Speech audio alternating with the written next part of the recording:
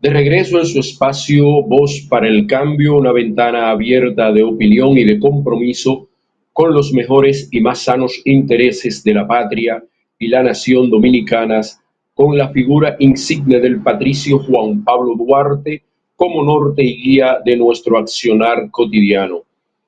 El Consejo Nacional de la Magistratura se apercibe para elegir 5 jueces de la Suprema Corte de Justicia y sus suplentes, así como del Tribunal Superior Electoral. El Consejo Nacional de la Magistratura es una figura jurídica que nació del proceso de reforma constitucional del año de 1994 para la elección de las altas cortes y para evitar que supuestamente el quehacer político dañase la elección de los jueces de las altas cortes, de la Cámara de Cuentas, de la Junta Central Electoral, del Tribunal Superior Electoral, de la Suprema Corte de Justicia, y que su evaluación fuese una evaluación cabal y que los ciudadanos aspirantes a esas altas cortes pudieran funcionar con su prestancia como profesionales y por su calidad y honestidad en el ejercicio de la función pública y privada que ejercen. No ha sido así, no ha sido así. El Consejo Nacional de la Magistratura y su conformación eh, eh, ha sido cooptado o coaptado por la política, y su integración es más política que precisamente, que era lo que se estaba tratando de evitar en la reforma. Fue absolutamente todo lo contrario. En la actualidad, la conformación del Consejo Nacional de la Magistratura le da una abrumadora mayoría a representantes del partido en el gobierno, del Partido Revolucionario Moderno, lo cual quiere decir que la elección tendrá el sesgo que entienda ese partido debe tener, y los que van a ser seleccionados no van a ser seleccionados según su idoneidad, su capacidad y su ejercicio pulcro en el ejercicio profesional público y privado, sino que van a ser electos porque puedan representar y defender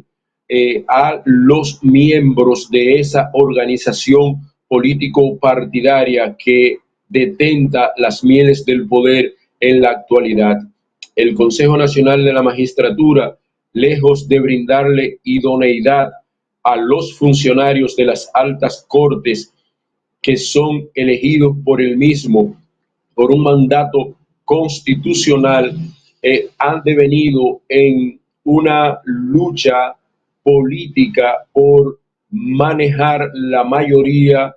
en el Consejo Nacional de la Magistratura para blindarse ante posibles persecuciones por malos manejos en el ejercicio de la cosa pública de ministros,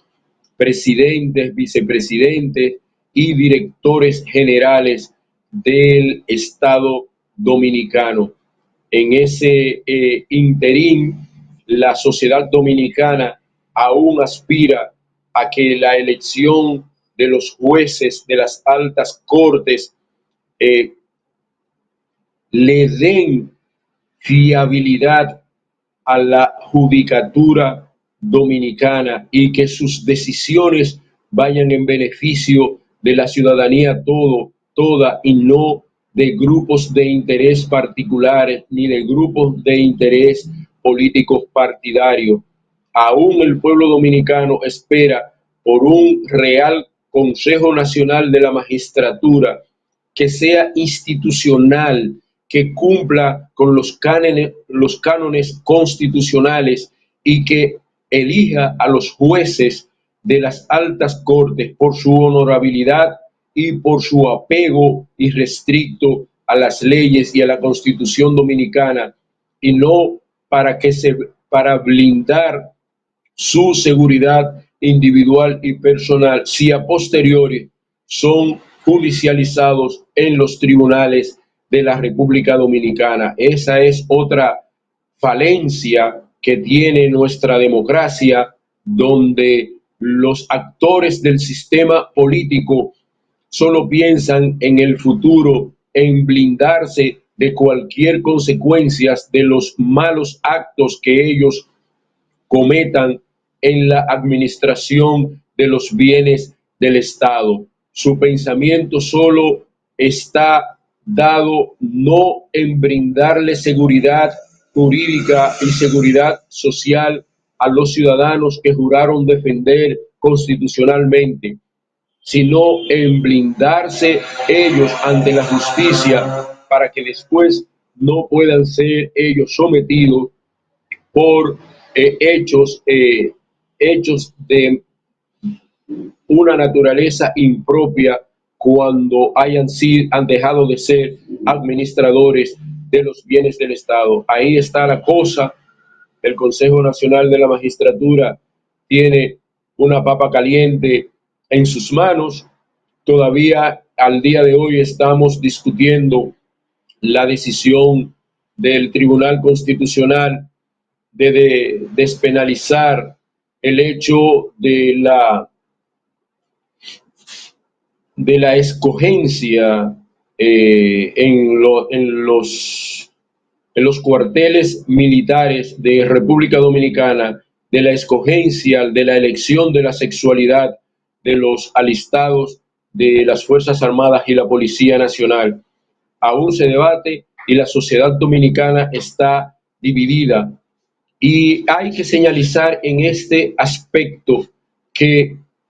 la agenda internacional se ha focalizado en algo que Marx llamó en El Capital el germen fundamental de la nación, que es la familia. El germen fundamental de cada sociedad es el núcleo familiar, y en la medida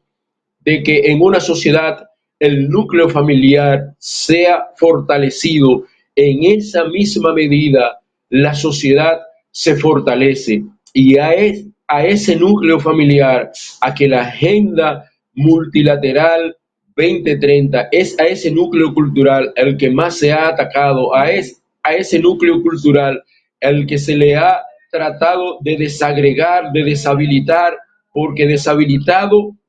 el núcleo familiar, deshabilita la educación misma ciudadana, se deshabilita el control ciudadano y se deshabilita lo que son las tradiciones culturales y las tradiciones sociales de un pueblo. A partir de la desestabilización del núcleo familiar se desestabiliza la sociedad toda, y por eso los entes multilaterales que gobiernan la política internacional en nuestros países se han dado la tarea precisamente de desestabilizar, deshacer el núcleo familiar, porque deshaciendo el núcleo familiar deshacen las sociedades, y al deshacer las sociedades son más influenciables, son más fáciles de dirigir desde afuera y son más fáciles de permear su cultura, sus bienes, sus tradiciones, sus costumbres. Y es por eso que vemos cómo se ataca fundamentalmente a la familia y se desagrega a la familia, porque con ello se atacan a los valores fundamentales de los pueblos, y es más fácil poderlos hacer transgredir sus convicciones